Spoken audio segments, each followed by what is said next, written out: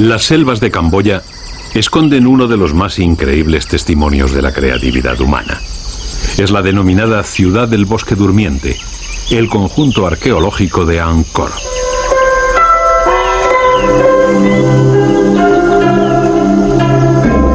...171 budas de enigmática sonrisa decoran las torres del Bayón, uno de los edificios arquitectónicos que componen el mayor parque arqueológico del mundo.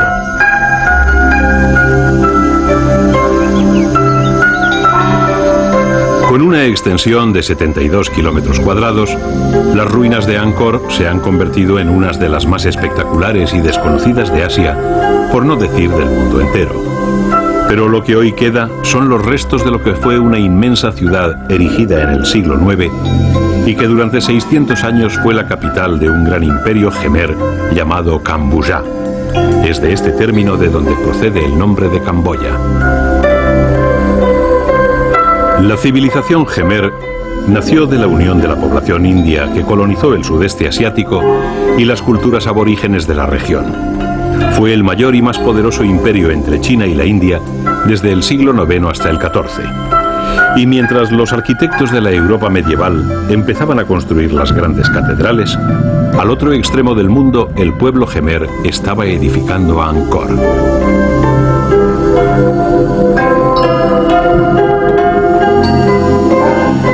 Sin embargo, su origen permanece sumergido en el misterio. No se conservan textos del imperio Khmer, ya que se escribieron sobre hojas de palmera o pieles que no han sobrevivido a las duras condiciones de la selva. Lo que se sabe procede de los relatos de viajeros chinos e indios y de algunas inscripciones que aún se observan en las piedras. En estas inscripciones se lee una continua referencia del culto al agua. La presión demográfica de Angkor, que llegó a contar con más de 1 millón de habitantes, obligaba a la recolección de 4 cosechas al año. Para ello, los arquitectos del imperio construyeron docenas de embalses denominados Parai.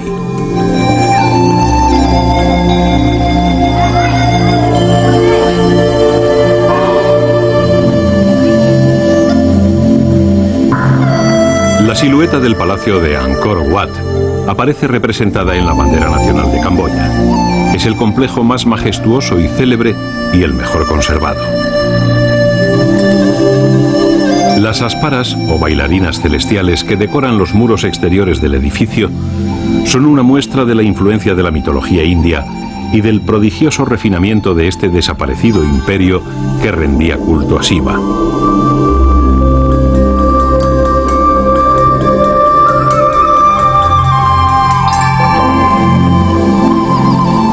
La pétrea mirada del rey Jayavarman VII contempla impotente la última batalla perdida contra la selva.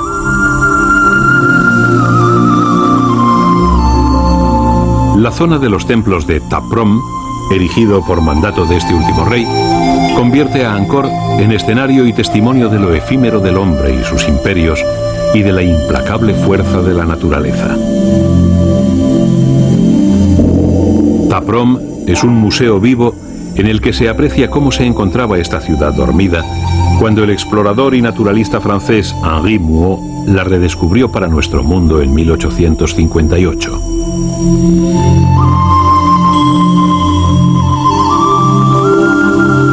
Cuando Mouhot llegó aquí, Angkor llevaba abandonada inexplicablemente desde 1432. La razón de su abandono sigue siendo un enigma.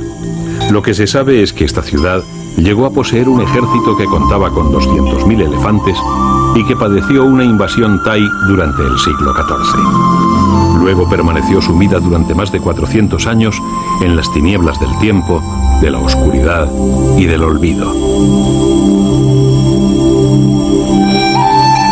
Pero volviendo al indescriptible momento en el que Mouhot, tocado por esa extraña pasión del descubrimiento, se encontró ante esta fabulosa creación del hombre, escribió: «Puede imaginarse uno todo lo mejor que el arte de la arquitectura haya edificado, transportado a las profundidades de la selva, en uno de los países más atrasados del mundo, salvaje, desconocido, desierto, donde las huellas de los animales salvajes han borrado las del hombre, donde solo resuenan los rugidos de los tigres, el grito ronco de los elefantes y el bramido de los ciervos».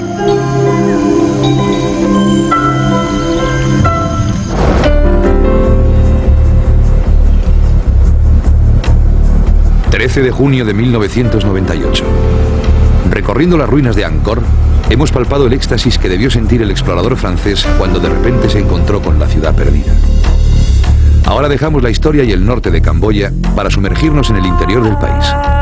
Vamos camino de Vietnam. Seguiremos el curso del río Mekong que nos llevará a Saigón y finalmente hasta su delta en Can Mau.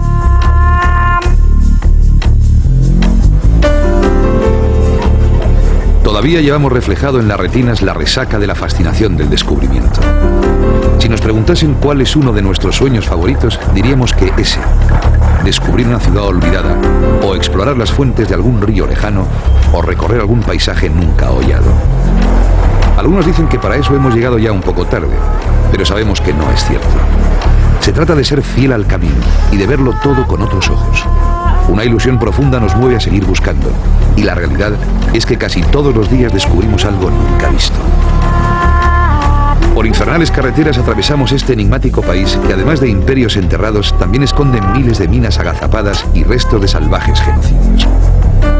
Recorremos la parte más cruel y peligrosa del viaje a una velocidad que no supera los 20 km/h, asumiendo un riesgo consciente.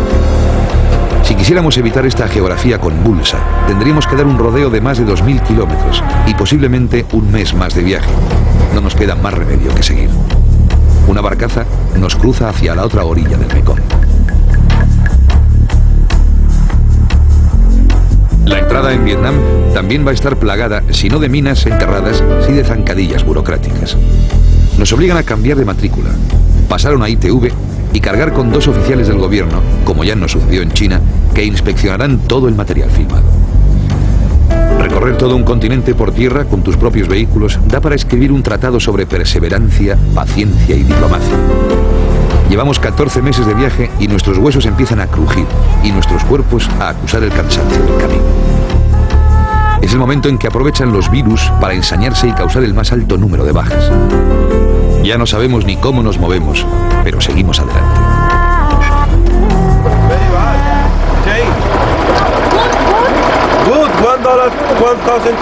Nada más atravesar la frontera, volvemos por enésima vez a la operación habitual de cambiar dinero. Esta no se encuentra sujeta a un tipo fijo de cambio del mercado, sino al más puro y tradicional regateo que a estas alturas de viaje ya se nos da bastante bien. ¿Quién engañará a quién?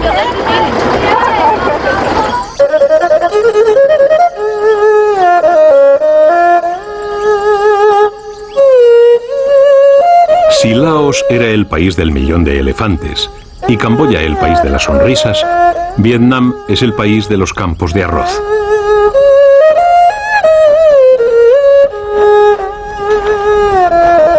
Hay un dicho de la región que dice: cuando se tiene agua, se tiene arroz. Cuando se tiene arroz, se tiene todo. El arroz es el alimento básico de la población vietnamita.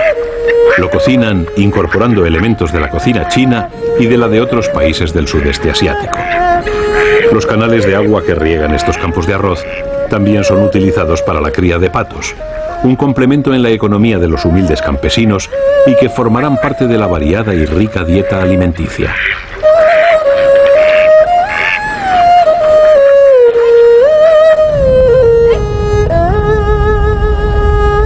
Y es que, aunque parezca que Vietnam es un inmenso arrozal, la tierra cultivable es muy escasa. El arroz ocupa 3/4 partes del escaso suelo cultivable. El 70% de la población vive de la agricultura, pero la presión demográfica es muy fuerte. Esta actividad se ha convertido forzosamente en una labor intensiva, es decir, en una carrera por arrancar a la tierra el máximo número de cosechas al año. Los vietnamitas se han convertido en los mejores cultivadores de arroz del mundo. Mayo y junio son los meses de mayor actividad. Esta es la época de la recogida y de volver a plantar inmediatamente una segunda cosecha. Pero sorprende que esta carrera por conseguir la mayor productividad se haga sin ningún tipo de ayuda mecánica. Los búfalos se niegan a dejar paso a los tractores y las cestas a las bombas de agua.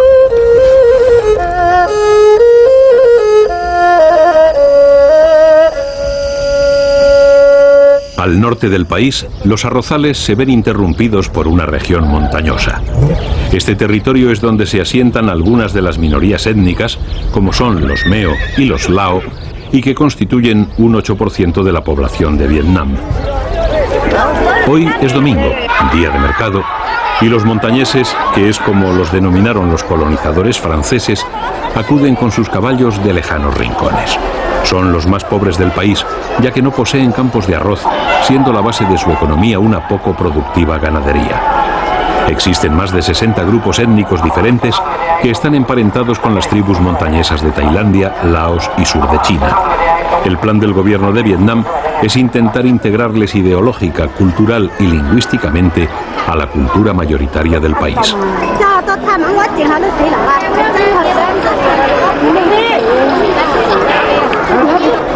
El mercado es el lugar de encuentro al que se llega no solo a comprar y vender, sino también a conocer a posibles pretendientes. Y para ello hay que exhibir las mejores galas. Mientras los hombres tratan con el ganado, las mujeres venden multicolores ropajes confeccionados en la soledad de las montañas.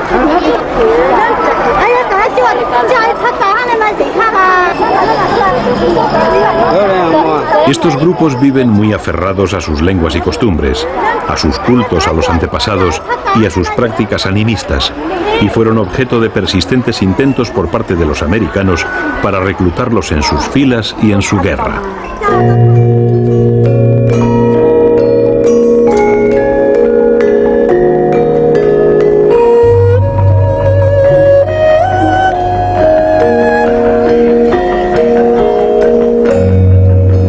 Al este de las montañas, otro grupo étnico decidió hace mucho tiempo establecerse en uno de los rincones más bellos de la tierra. La bahía de Ha Long, situada en el Golfo de Tonkin, es la morada de los gitanos del mar.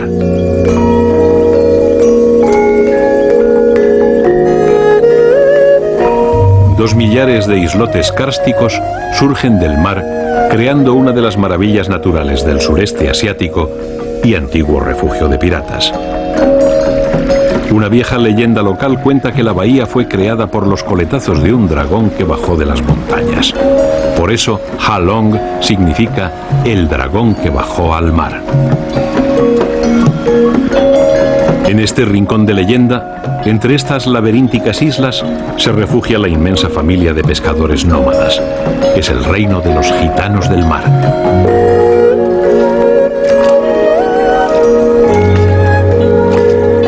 Este es un pueblo austero y errante que nace, crece e incluso muere a bordo de sus embarcaciones. No echan jamás el ancla en tierra firme más que para ir al mercado a vender su pesca. Se dice de ellos que son los mejores marinos y pescadores del Extremo Oriente.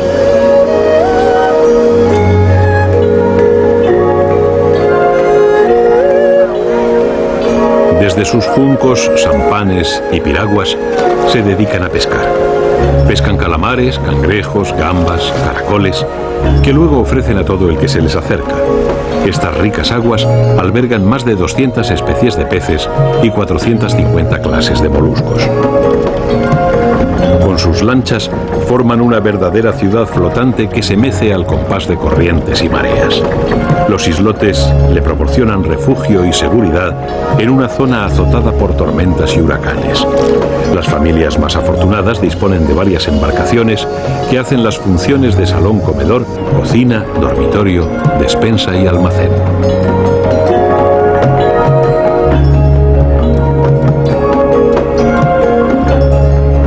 Incluso hay quien se atreve a compaginar la pesca con la ganadería, criando cerdos, gallinas y perros en barcas auxiliares. Las mujeres lavan la ropa y la ponen a secar, mientras los hombres pescan y cosen las redes, y los niños juegan y se preparan para esta extraña vida a la deriva. Aquí el espacio hay que aprovecharlo muy bien. Toda una vida vivida a bordo de sus frágiles embarcaciones. Su supervivencia está en manos de los peces y de su pericia para atraparlos.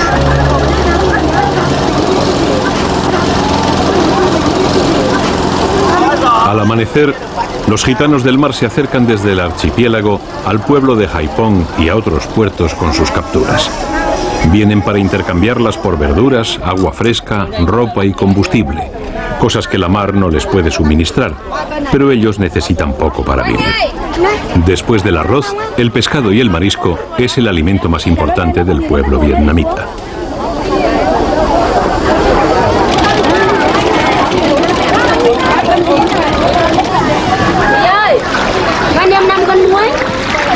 La bahía ha sido hasta hace poco uno de los lugares prohibidos a los intrusos. Incluso los amigos extranjeros del bloque socialista tenían el acceso restringido. Hoy comienza un nuevo despertar turístico.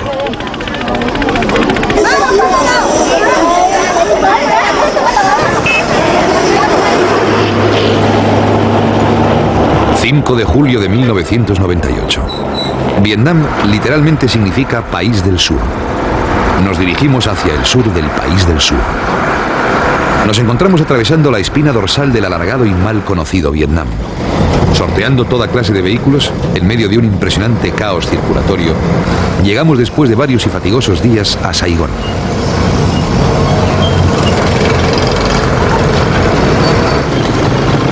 $5 millones de habitantes, 2 millones de bicicletas, 1 millón de motos, 100.000 extraños vehículos y 80.000 coches forman parte de una de las ciudades más densamente pobladas del mundo.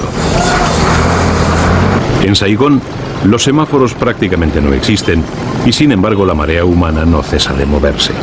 La circulación se rige por unas reglas no escritas de decisión, indicar de alguna forma la dirección pretendida y no titubear en ningún momento. Y parece que da resultado.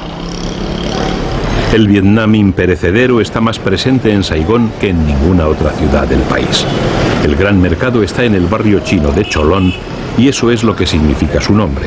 Aquí se reúne una gran parte de este hervidero humano. Se dice que las gentes del sureste asiático se comen todo lo que vuela menos los aviones, todo lo que flota menos los barcos y todo lo que tiene patas menos las mesas. Y en Cholon uno se da cuenta de que esto es totalmente cierto.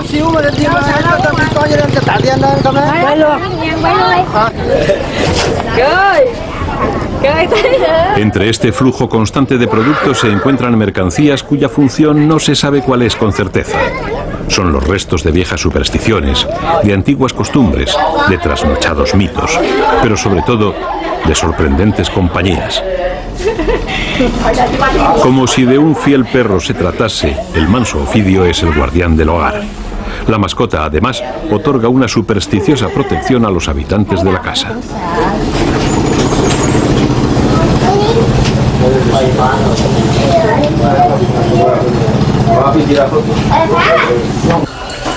En Saigón, que es como sus habitantes siguen llamando a la ciudad de Ho Chi Minh, se come, se juega y se duerme en la calle.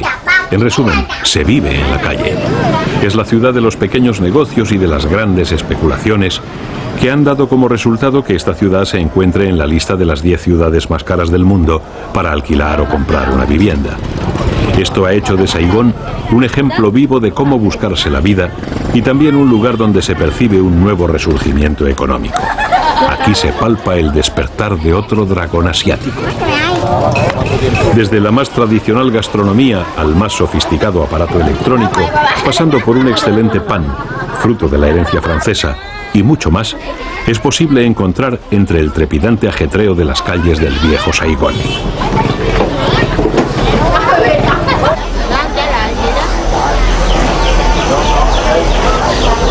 A los vietnamitas les gustan particularmente los frutos del mar. Sin embargo, entre sus especialidades regionales se pueden encontrar peculiaridades gastronómicas que pueden... A saber qué habrá hecho esta, siempre igual con los gitanos. Mirar con distinta cara es racismo. Solo 1 de cada 5 personas víctimas de discriminación racial denuncia. Línea gratuita 021 contra el racismo. Ministerio de Igualdad, Gobierno de España. Que pueden sorprender a más de uno. La cocina vietnamita es extraordinariamente variada.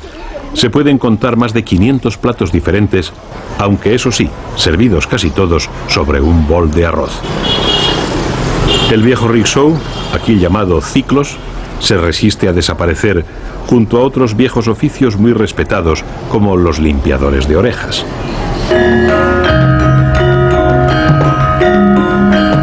Junto a la ciudad vieja convive la ciudad moderna. Ho Chi Minh es una urbe construida según los cánones urbanísticos diseñados e importados por los franceses. Amplios bulevares arbolados dentro de una estructura en cuadrícula.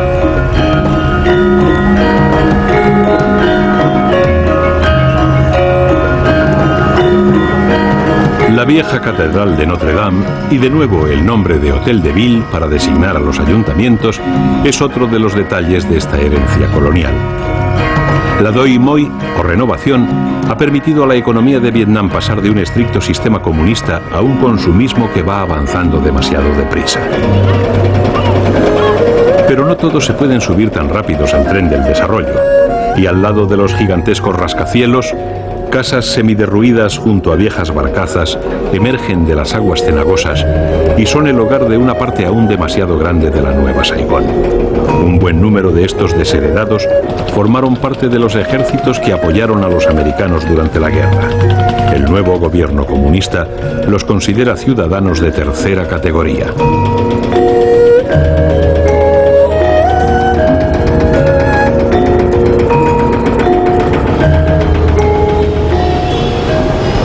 Sobre un antiguo edificio del Servicio de Inteligencia norteamericano, el gobierno de Vietnam ha creado el Museo de los Crímenes de Guerra. Este se ha convertido en uno de los lugares más visitados de Saigón.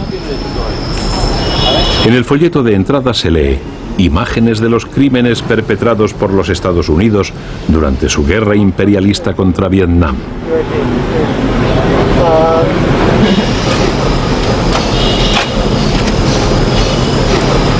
Junto a los tanques, vehículos blindados y helicópteros, en este museo se exponen las atrocidades que los norteamericanos cometieron en el país durante la guerra de Vietnam.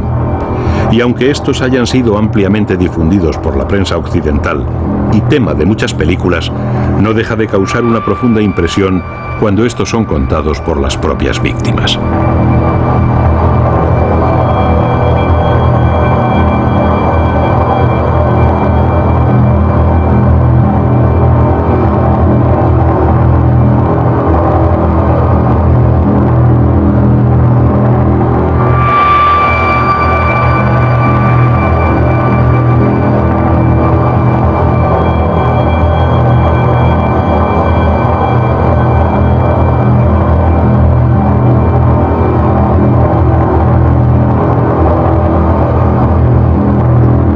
En una vitrina se exponen las medallas enviadas por los verdugos veteranos de guerra arrepentidos. Con este acto piden perdón al pueblo vietnamita. Y en un recipiente se muestran los efectos de malformaciones de bebés provocados por los defoliantes y productos químicos vertidos sobre la población vietnamita. En el museo nos encontramos a varios turistas norteamericanos y queremos saber su opinión sobre lo que aquí se muestra. Bueno, yo pienso que cualquier guerra es un infierno, pero desafortunadamente aquí solo dan una visión muy particular de lo que sucedió. Pero ellos también cometieron muchas atrocidades. Sin embargo, en los museos que hay en Estados Unidos sobre la guerra del Vietnam, puedes ver los crímenes de ambos bandos, pero aquí esto no está permitido. En cierto modo, yo lo entiendo.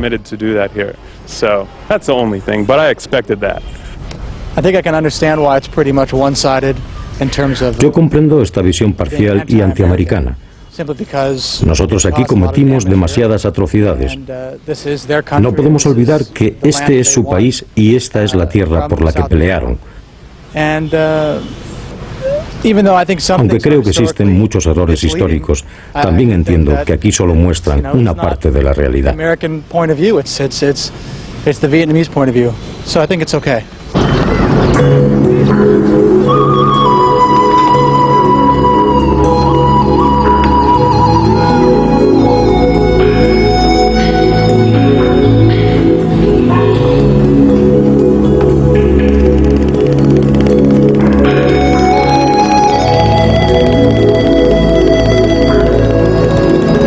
Al sur del país, a unos cuantos kilómetros de Saigón, se extiende un fértil delta desde la llanura de los arrozales y de los juncos hasta el mar.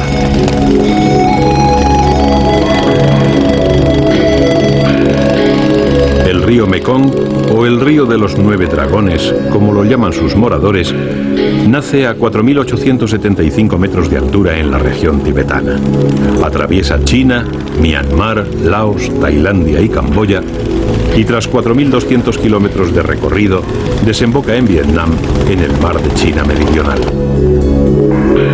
El delta que ha creado este inmenso río es el granero del sur del país. Un fecundo limo, un crisol de razas y religiones y refugio de bandidos.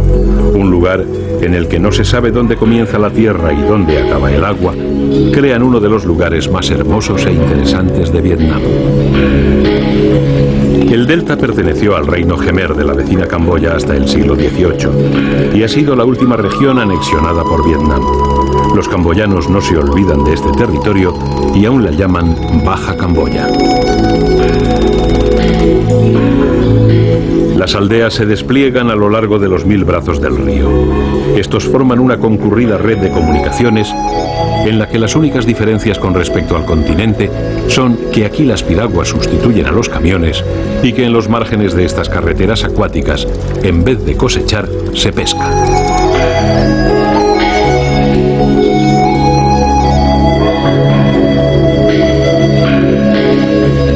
Como los gitanos del mar de la bahía de Halong, los habitantes del delta del Mekong también viven gran parte del día sobre sus ocasionales casas flotantes. Pero a diferencia de estos, los moradores del río tienen un rincón que se levanta a escasos metros sobre el nivel del agua, en el que pueden conciliar un sueño sin movimiento.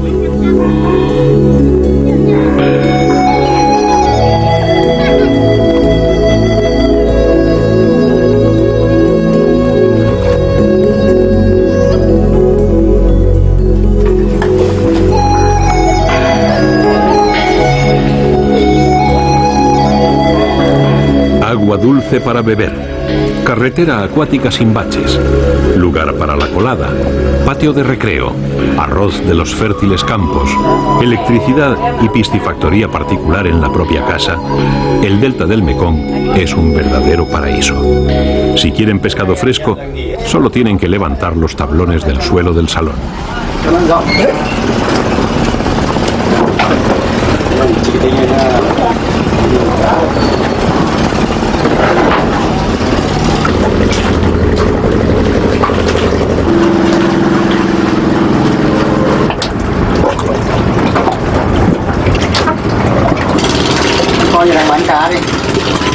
Este es el país de una gente hospitalaria y amable que hace tiempo se olvidó de la guerra y que está queriendo saber qué es lo que pasa en el mundo.